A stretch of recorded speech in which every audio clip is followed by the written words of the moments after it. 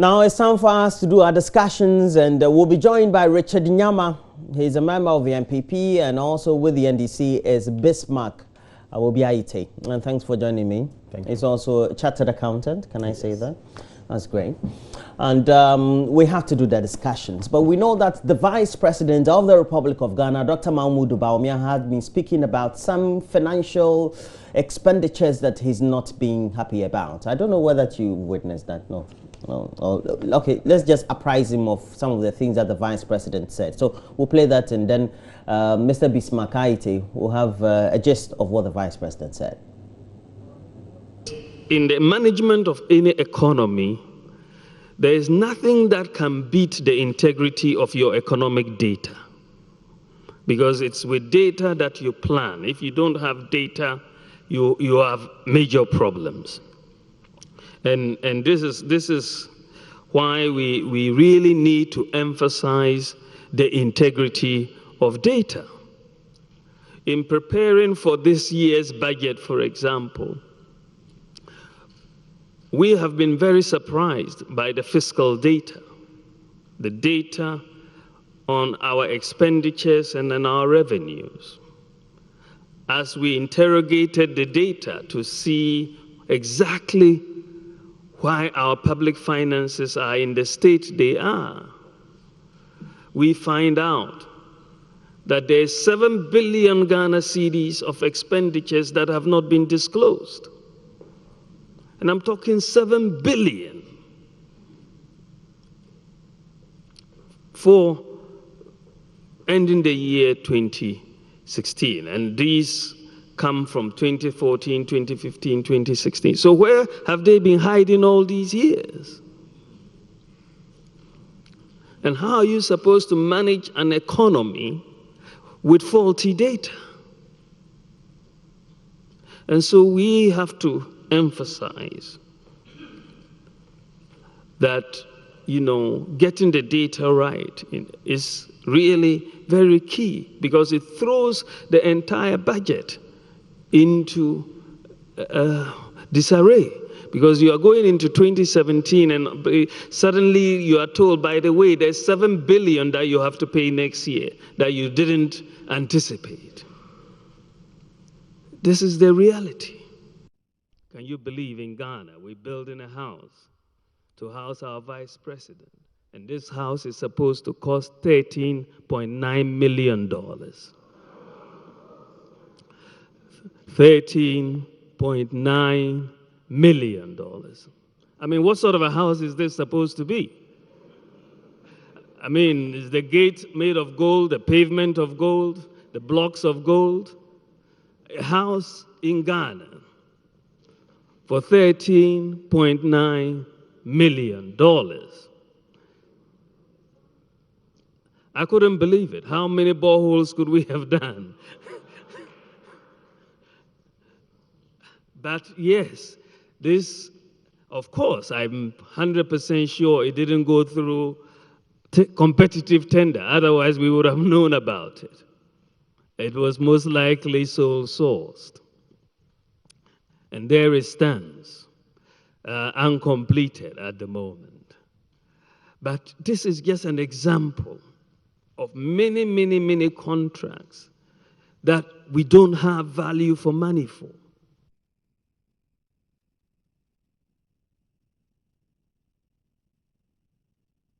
Richard Nyama has also joined us. He's with the MPP. And Richard, how are you? I'm good. How's your family too? Happy New Year. Many happy returns. My family is very good. Yours? Yeah, they're good too. And so you had a Vice President? Yes. And it talks about expenditures that had not been declared. Does it mean they are debts, or it's just that the expenditures expected to make this financial year, and so increase the liabilities, so to speak? Thank you. Good morning to our viewers. I think this thing is not new, and Dr. Bawumia, even before the elections, continued to echo.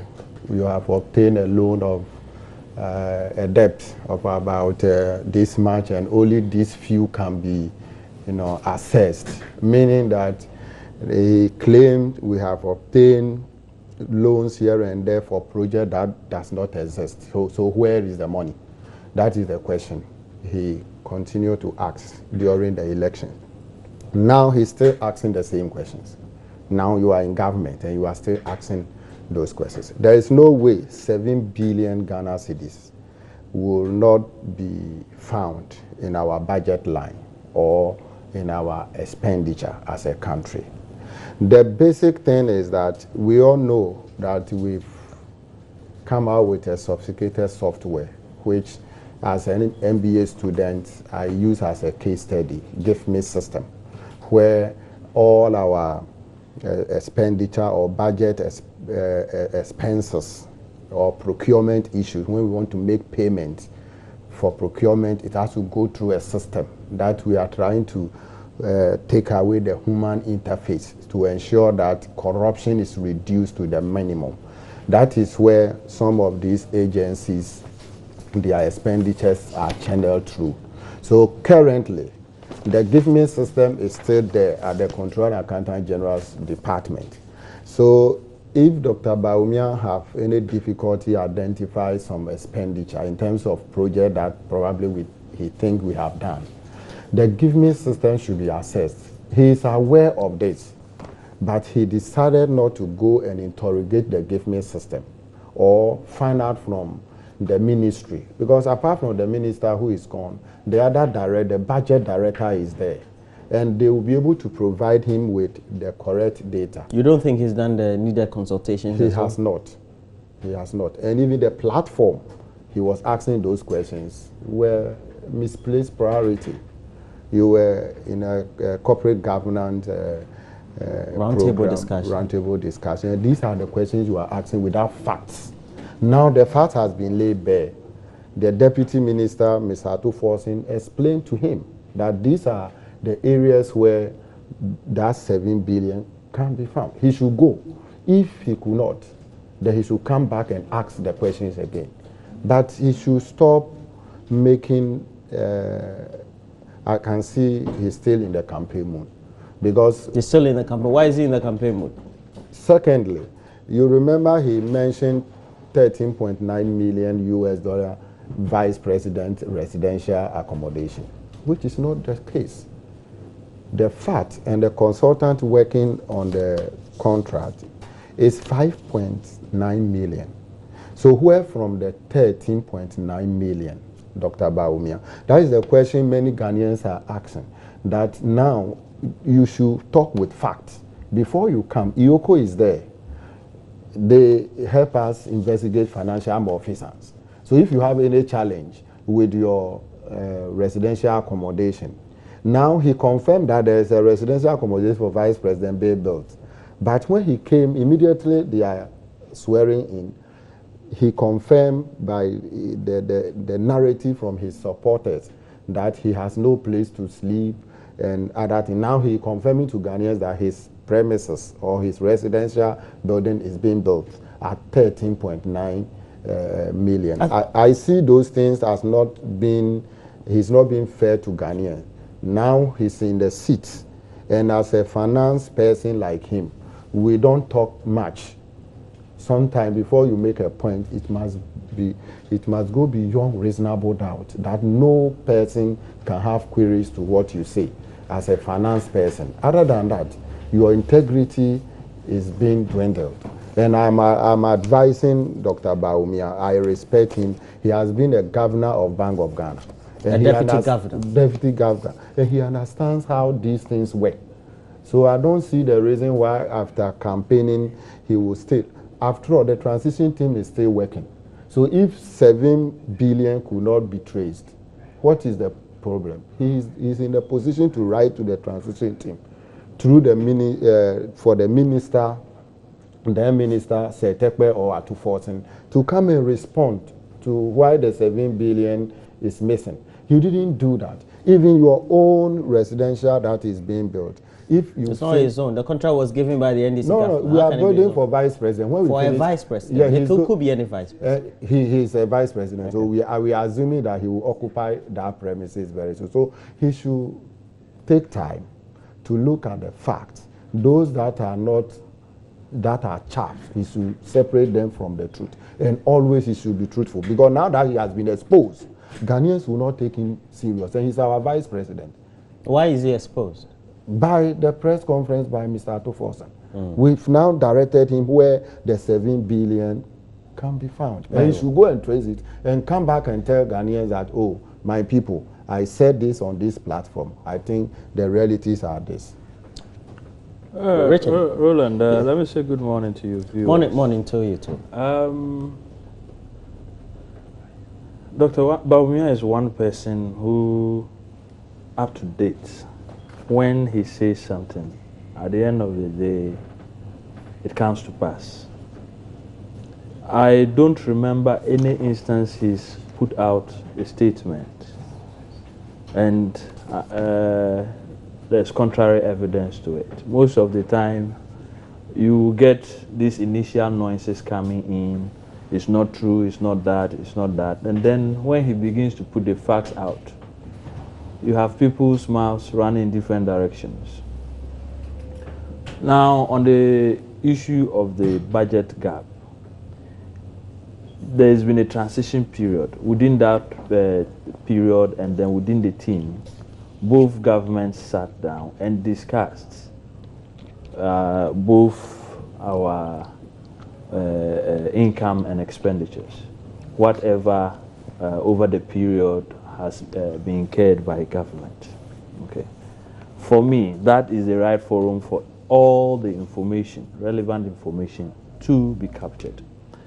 So if it's not captured there and it's brought to his attention, number one, it's a fact that it wasn't captured.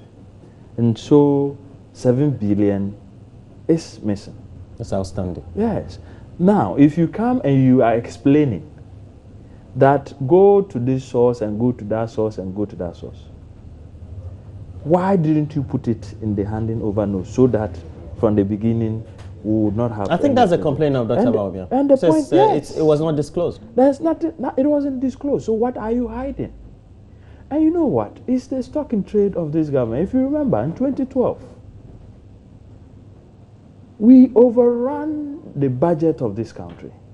But it was not hidden. Hold on. It was hidden until Chairman Sabunsu mentioned it in Parliament.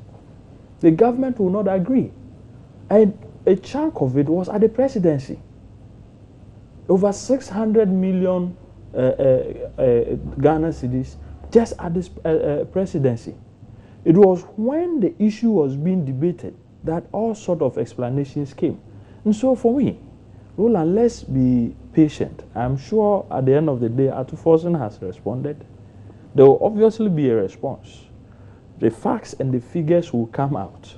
And doctor has told you, a budget is being done. The budget will expose all these inadequacies. Beyond that, the issue of the $13.9 million... being the contract sum, yes, or the outstanding payment for the building. Yes. For the First and foremost, I take exception. There was a caption yesterday on Peace FM. Dr. Bawumia lied.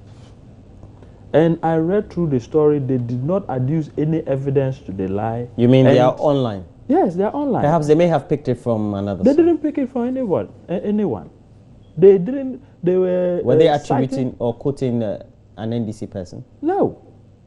And so I was wondering why a media house would sit down and write its own, and you see the headline in itself. And when you hear the NDC respond, so far they are justifying the fact that actually there was a $13.9 million. Hold on. Clement Apak has spoken to the effect that Vice President Emisa Atta was not happy and had asked for a review downwards of the figures. So it means that there is a $13.9 million. That is the cost that was put on that project. You said the initial contract sum we're told is in 5.9 or something, or 5 point something million. And then I think that it was varied. Varied to what? To that point, and that's where the Which former point? vice president. The $13.9 million. It was varied, yes. And that's where he raised queries and said that just like what the current vice president is saying, we cannot pay such an amount for this. so that is the figure that he's speaking about untrue? That's the point. And he's saying that the reason why we are where we are and why contracts can be varied from their original sums is due to this whole thing of sole sourcing. All the time we find one person and give them the contract, and everyone is taking their cut. And he was speaking to the point that if we are going to fight corruption in this country, we have to make it a point that such projects go through competitive bidding, and Ghana ends up getting value for money. The NDC has not denied that this thing was done through sole sourcing. They haven't denied that the price was varied up to 13.9. And if the figures he is seeing is showing 13.9, he has a duty to Ghanaians to say it. And Roland, I promise you, in the coming days, Vice President Dr. Mahmoud Bawumia will put out evidence to the effect that $13.9 million is how much we're supposed to be building that project for. My brother sitting here may not know, but there's evidence in his possession. He doesn't just talk. If you know Dr. Bawumia, he's not the off-the-cuff. So what Dr. Bawumia said was that it was outstanding, and that he himself was very much astounded and surprised, and so was even raising questions whether even the house was made of gold, etc. Yes. Look at Asamoah's palace he built for $3 million. It's a palace. It's a palace. I also said that the same thing yesterday. I said the same thing yesterday. $3 million. That is how much it cost. Yes, true. Go and see what they are building. It's nowhere near it. And even you, the $5.9 million you're telling us, is questionable. Because seriously, if you're buying a house in the United States of America, $1 million, it comes finished. And largely will have a swimming pool and all those facilities. $1 million in the United States of America. In Ghana, you are building a one-story this thing for a vice president. The house is a one-story. Is it a house or a complex? We're told that is a complex. Whatever it is. Have you seen the place? I've seen the drawings. Okay. The point is that it should not cost us $5.9 million. Somebody is stealing our monies. And the vice president, true to the government's fight against corruption, is exposing it. I am not going to live in a facility that is costing this much when I know the value is supposed to be less. And so he's bringing the debate out for us to question. If he was an extravagant person, he would go for it. He's not. So he wants us to question it. And next time, if the MPP government engages in something of that sort, we would then have the moral right to question the government. Is that the house? No, Dr. Bawumia. What is that? Is that? Does it look like a two-story? Oh, but this one is just a front elevation or back elevation. No, but I'm saying that it's a one-story. It's a one-story. If you want to call it 3, 4, 5 stories, that is up to you. And this one is the... Why? It's 5? No, you compare this to Asamoah's 3 million. A lot of facilities. Have you entered Asamoah's house? Have you seen it? Please. I've seen it. He even constructed his own road to the place. Yes. $3 million. $3 anyway, million. Okay. Why? Richard, you are milking the issues. Why? And you are thinking the NDC got it wrong. The MPP got it the MPP got it wrong from the vice president complaining about... Well, what he just said, Richard just said. You see, initial estimate, if you see the initial estimate after value for money audit and everything, after they arrive at the 5.9. So if you are talking about the cost of the residential facility for the vice, you don't mention the initial estimate that probably the contractor may have submitted. You should be straightforward with Ghanaians and mention the 5.9, which is the cost of the facility. If you have a problem with it, then we talk about it. Okay. But if you pick initial estimate and you are arguing with it, you are not being fair to yourself and Ghanaians that you are communicating with. Okay, let me ask you. You're a chartered accountant, and I'm not putting your work on the line, but just by your own professional conduct, if let's say something 5.9 and let's say it's not 13, an estimate of that sort, dollars, which will be by our going rate with a dollar, will be 4 times that. What initially will you be looking out for and to see if this very value that has been put before me is right for approval? Definitely. First thing I will call for is the quantities. What will go into that particular structure. Okay.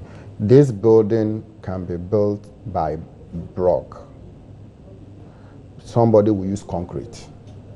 And the cost will be different. Yes. When I go inside, the security features of the house will also count. You may talk about Asamoah Gyan. When we Asamoah Gyan is a footballer. He's my vice president. Yes. So the security features may be different. Even during the elections, you remember they were comparing Rage Hospital to one built by this Nigerian man who said Dangote.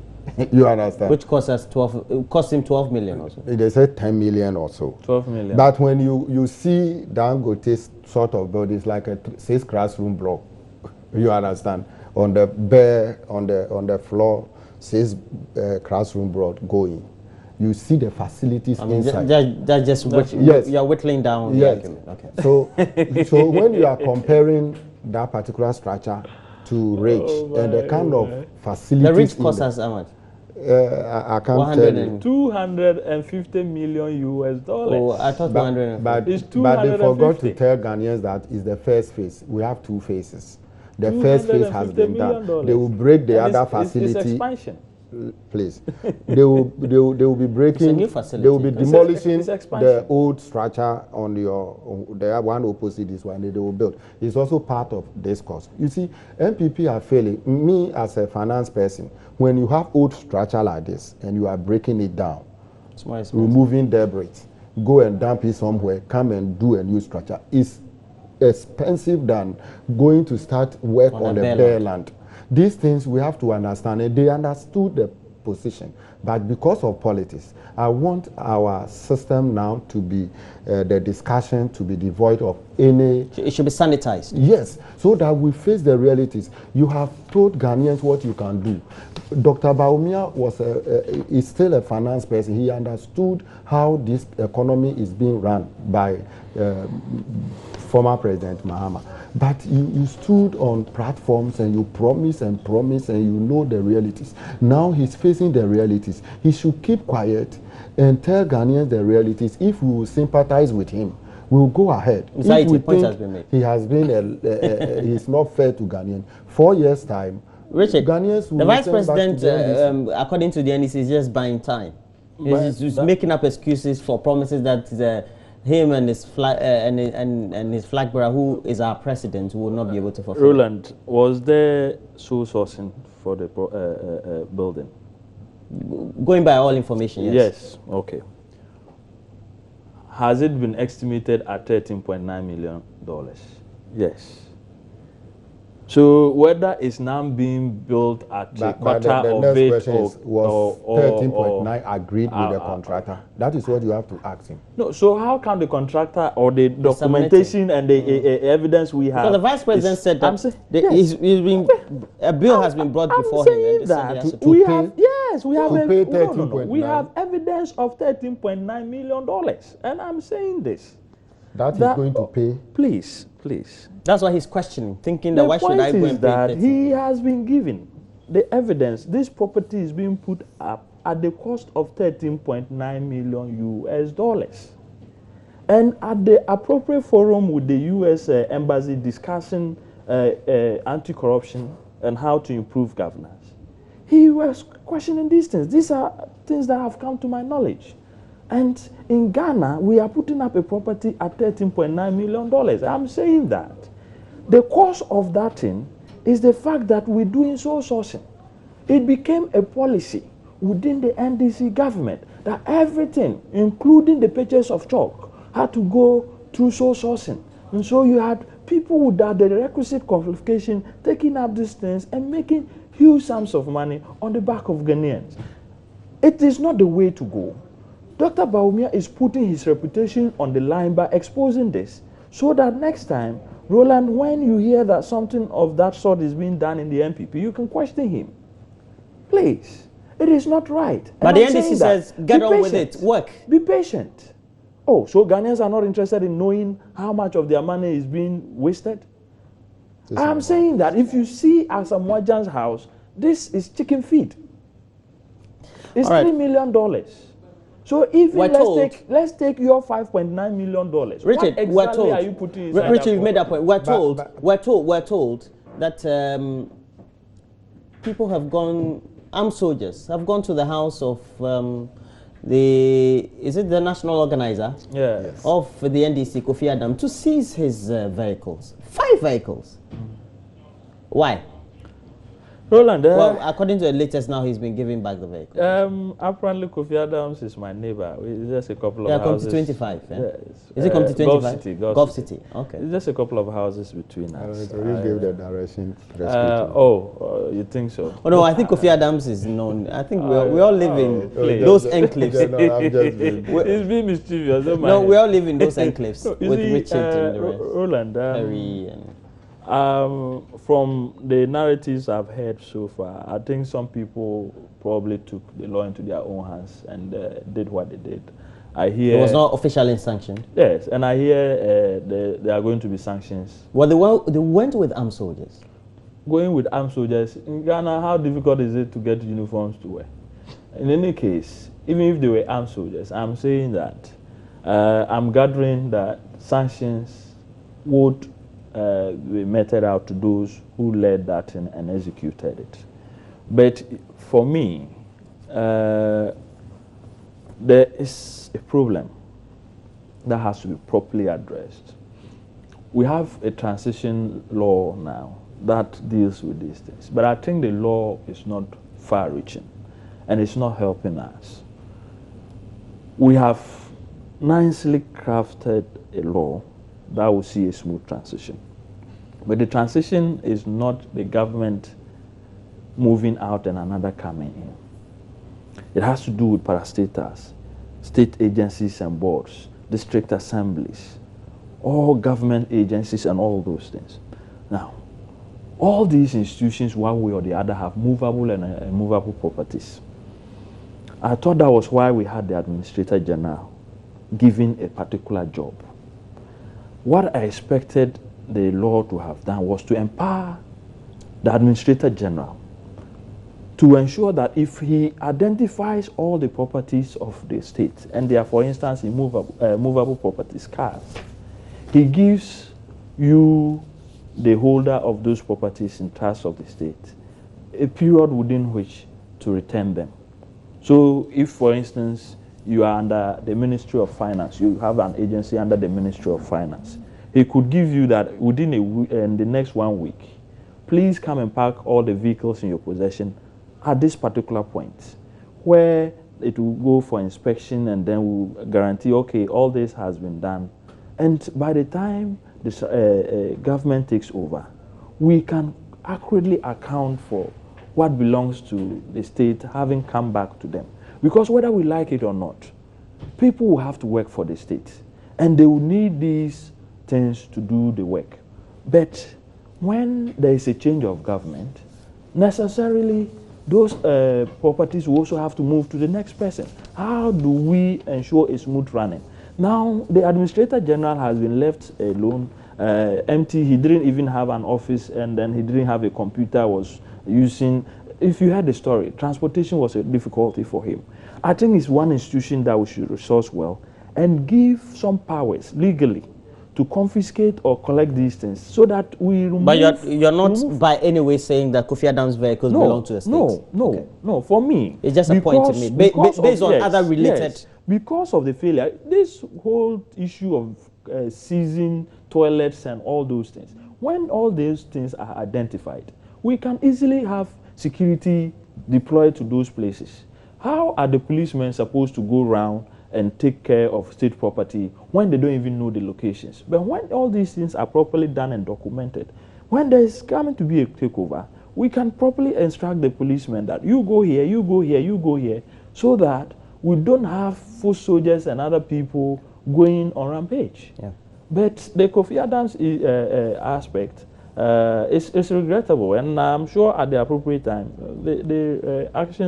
appropriate actions would take their course. But it's surprising. We saw these things post 2000. We saw a bit. Even the current president had his car seized post 2008, and we're seeing it now. But he's saying that it's just an isolated incident, even though we've seen some seizures, etc. At least they could be forgiven for this. It's unfortunate. Let me say one thing, just 30 seconds before I get it. You see, as a country, when we have laws that we work with, the laws must be respected. He mentioned the transitional laws. He mentioned something concerning soul sourcing. We should not see soul sourcing as illegality. When we do that, we are not being fair to ourselves, because there is nowhere any person will come, or in the law, or under NANADO, there will not be any soul sourcing. But due diligence and value for money is very critical when you are doing soul sourcing. You see, our Flagstaff house initially was estimated at $50 million US. We end up paying 174 million for it to be completed. You understand? It was a soul sourcing business. But it was under a certain arrangement, because we had an arrangement with the Indian government. Yes. And I remember I used to cover the presidency at the time. Yeah. And so following those arrangements, you know, usually when they are giving monies, they like to give it to their contracters. So Shaponji and Palonji were the contractors. But the point I'm trying to make, the initial $50 million US, we end up overshot. So it depends on the circumstance. That is why you need to investigate the matter properly. When we come to transition, because of these takeovers and other things, that is why President Mahama insisted that there should be a transitional law that everybody must be subjected to. So we find it very strange under this current administration that still unnecessary takeovers are still taking place. Toilet, government institutions, they go to GAPOHA, passport office. We thought some of these things, they should follow laid down procedure. If you realize or you suspect Honorable Kofi Adam to be holding state property in terms of vehicle, you have the right to call him. You understand? First, if it proves otherwise, then you can use these forces there. And I'm reading from the narrative from the MPP, suggesting that the people who went there were not properly authorized, because Honorable Kofi Adam spoke to Honorable Kandapa and asked him whether he is aware of the presence of his men at his premises. And he said no. Because he was not in the country at the time. Yes. Or he's not in the country. Yes, so Honorable Kandapa said no, he's not aware. He has not sanctioned anybody to go there. So it means we still have some moles within. And many people consider them to be the invisible forces in MPP doing that thing. I believe that, as he has said, they should investigate into the matter. If the people went there unlawfully, then they have to make sure that they are called to order. Other than that, it will not augur well. We are supporting MPP in whatever endeavor that they think they will chart to help this country to develop. We are going to support them. So they should also avail themselves in that order and stop the witch hunting. It will not help us as a country. Well, we'll see how that goes. And we know that as a country also... Roland, just one or two quick points. On the transitional law, it wasn't the president. It was the IEA championed the very IEA that was vilified and involved all the political parties. Now he's the head, and he's at the end of the day, I think what he's trying to say is if he doesn't, for example, we've had the criminal libel law, and it's been on, and nobody has signed it. No, what is happening is if you adduce or credit the law to the president, he didn't initiate it. Credit the initial source. You guys are very good at it, talking of plagiarism. So credit IE. please don't give it to the president. Richard will never change. But Richard, though, yesterday we had the minister nominee or designate for the Roads Ministry, and he appeared before the Vetting Committee, and he said very critical things. And you and I always apply the motorway. For example, he says we'll have those who are physically challenged, 50% of them mounting all the toll booths and collecting the monies, and it's a way of creating avenues as well. But beyond that was the fact that we had an arrears in excess of 20 billion for contractors. That's huge, Ghana cities. Yeah. And that would be a lot of money. You see, it's rather 2 billion. I'm surprised you said 20 billion. It's 2 billion, I think. No, the arrears in the road sector, he said 17 billion. He said 17 billion. Yeah, it's the daily guide that has some other information and estimation that is saying it's 20 billion. But the figures he gave to the committee amounted to 17. 17, and that is what the transition team handed over to him. And that means officially from the outgoing or outgone government, 17 billion in the road sector. And for me, the most important aspect is the fact that you take the road fund, it brings in 1.3 billion, and yet we have a 17 billion to go and pay. There's a deficit of almost 16 billion, and how are we going to fill that gap if the road sector is supposed to improve? And government upon government have indicated how they are doing road and infrastructure projects, and yet it's like we are doing those projects on borrowed monies. We're doing the projects. Well, as a country, you have to borrow. Even as individuals, you borrow too. Yes, but we are not paying. We are borrowing the money and we are not paying. Because if all those projects that we are supposed to have done, we took, and that is usually the argument. These are capital-intensive projects, and so we cannot borrow internally. And that is the reason why we go external to borrow. So if we've borrowed so much to do the road sector, how come there's still that deficit of 17 billion on the books? Because I thought that had been taken care of by the loans that we took for those specific projects. And it is causing a lot of debt. And Honorable Aruna yesterday made the point of a lot of contractors getting hypertension and dying because they go borrow monies from the banks to do these projects, and 3-4 years down the line, they haven't been paid. And the debts keep piling up. The banks end up seizing their properties, taking over everything. So how would the MPP government resolve them now? If you have observed, the critical sectors of the economy, the president has brought in people with finance, accounting, banking backgrounds, because the problem is one of money and how to manage those resources. It's a management issue or resource management issue. And so we have started by putting people who are qualified and who have the right competence to deal with those issues. Now we're talking about ring-fencing the debts that we have, okay?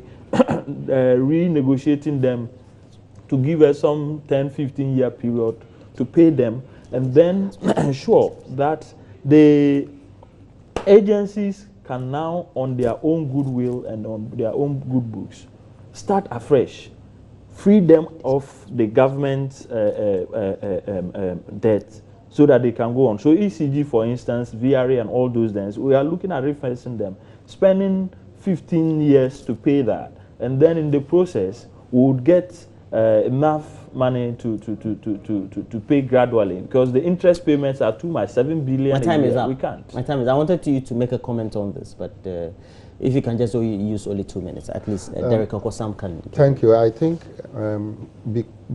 you see arrests on the government books. And they will always be there. Yes, because we pay these people in arrest. You work before we pay you. So at the time you are working, government is arranging how much financing for you. So I'm not surprised there will be arrests standing in our books. At all sectors of the economy, we will have it. It's the magnitude I think the MPP government is worried about. Yeah, the magnitude should not be a problem. So what should it be for? Before any road is awarded, if it is a loan, the money will be arranged and it comes in tranches. So now we have to pay. We have to pay, and they have to pay. There is money, they have to pay. So they should not run away from it at all. Bismarck Aite is a member of the NDC, but he's also a chartered accountant. Thanks for joining me, Bismarck. This is your first time on the show. I've loved it. And my good friend, Richard. Richard, now I'll be paying visit to you very often, even though I've been very naughty over the period. Yeah, I know he's busy.